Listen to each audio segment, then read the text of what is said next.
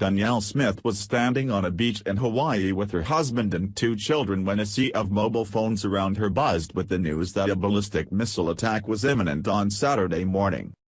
A moment of dazed silence ensued as those on the beach processed the news, followed by a terrifying scramble for shelter. Danielle Smith was holidaying with her husband and their daughter, Ebony, and son, Nixon, when the missile alert came. Danielle Smith was holidaying with her husband and their daughter, Ebony, and son, Nixon, when the missile alert came through on Sunday. Photo, Danielle Smith.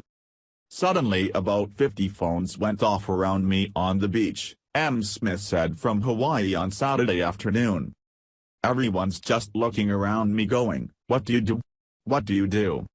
Related articles. Hawaii missile threat alert was false alarm and accidentally sent. The shore at the Bonsai Pipeline was busy on Saturday morning, with those eager to watch the huge swell coming in at the famous surf break. It was 8:07 am local time when the alert came through. It read, "Ballistic missile threat inbound to Hawaii. Seek immediate shelter. This is not a drill." Nixon, 8, and Ebony, 13, near the Bonsai Pipeline about 20 minutes before the missile alert came through on Sunday morning. Nixon, 8, and Ebony, 13, near the Bonsai Pipeline about 20 minutes before the missile alert came through on Sunday morning. Photo, Danielle Smith. "We were pretty much helpless, standing on the beach just going, 'What the hell do you do?'" Smith said. As reality set in, they desperately sought out locals for advice on what to do, but many were just as clueless. Eventually someone herded them into the local school, Sunset Beach Elementary School, where they bunkered down, with nothing left to do but wait. "We were just sitting in there and literally it was just silent, no one was talking," she said. "It was just fingers crossed, I guess, just sitting there waiting." Ebony had received the alert on her mobile, and Smith was able to screenshot it and send it on to her father in Australia.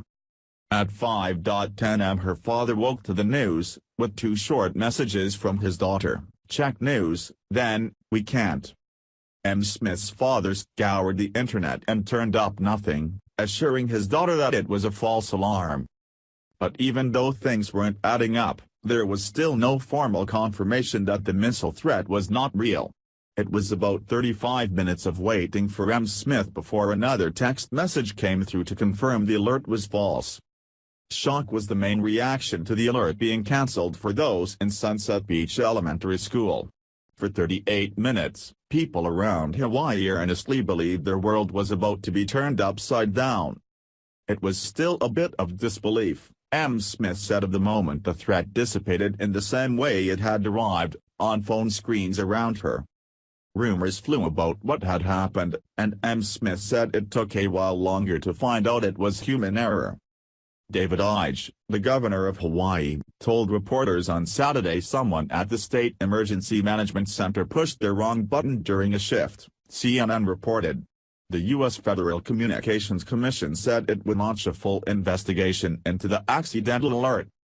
The incident took place amid mounting international tensions over North Korea's development of a ballistic nuclear weapon. "I'm glad it was human error, but how could this happen?" Smith asked. "My 8-year-old son was just sobbing. I'll never forget the look on his face. All my son wants to do is go home. He's asked a lot of questions about North Korea today." Smith said it's been the talk of the town, and despite the trauma there's a lot of grateful people today. As the sun went down over a beach at Waikiki on Saturday evening, people clapped, glad to have made it through the day.